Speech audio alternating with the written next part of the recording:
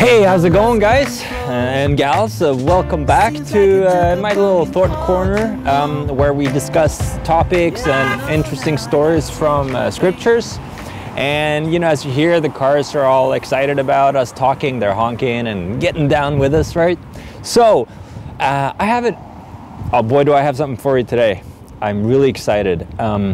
What I thought I'd do is look into the story and the portion where Abraham gets, you know, the girl, the wifey to Isaac, you know, his son, and the way, and there's so many levels in that story. There's so much in that, and but I'm just gonna pick one, and I hope it's gonna be a blessing for you.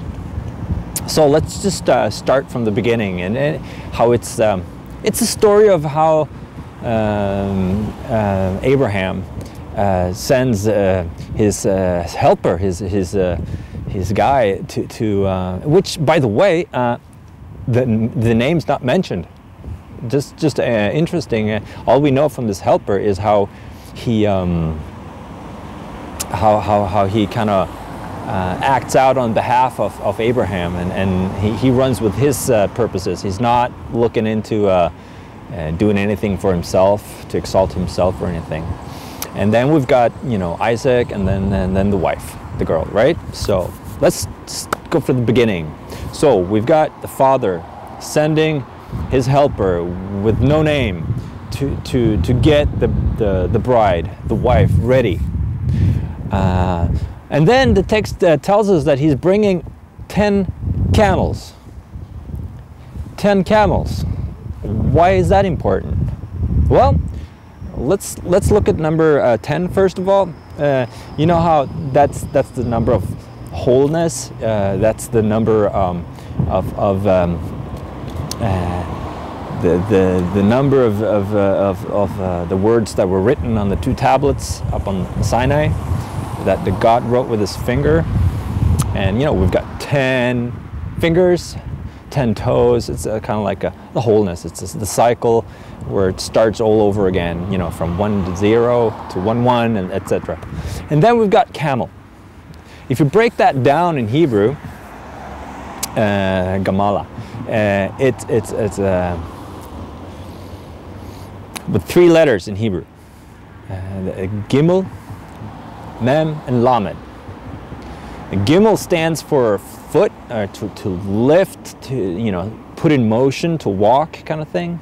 Mem is for water, which is life out in the wilderness, and then also El for Lamed for staff. You know, how you can lean on the shepherd's staff, or the shepherd's staff will guide you and all that. So it's someone, you bring somebody. The word then goes to bring somebody to life, you know, by the shepherd. Interesting, right?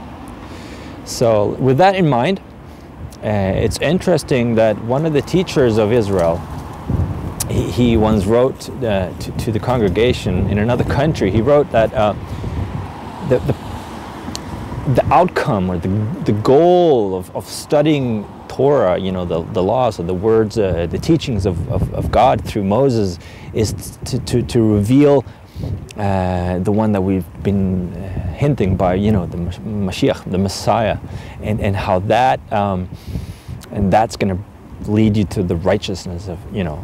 So, you know, it's an interesting picture with the camel. It's a theme that kind of goes with it. And then, so he brings this to the bride. He shows up with his 10 camels, and they kneel down. Now remember, it's important because a lot of people get this mixed up, you know, that the laws of God, or the commandments, the teachings of God, they're made for man, not man for the commandments. For example, the Sabbath, it's made for man. Man is not made for Sabbath, you know. You know the story about that. So in other words, the words, the commandment, the teachings of God are to serve us, not the other way around. So it's going to be a blessing to us if we just take it in. Now, questions. Who's the Father? Who's the Son? Who's the Helper? What's the camel? Who's the bride? Think about these things, and then hear the end of the story. It's a good one. It's how the camel lifts up and brings the bride to the Son. Now, I trust that you paid attention. If not, just rewind and watch it again. And, you know, if you have the chance, break down the words in Hebrew. They're going to be a blessing to you. All right, I'll see you next week, God willing. All right, bye.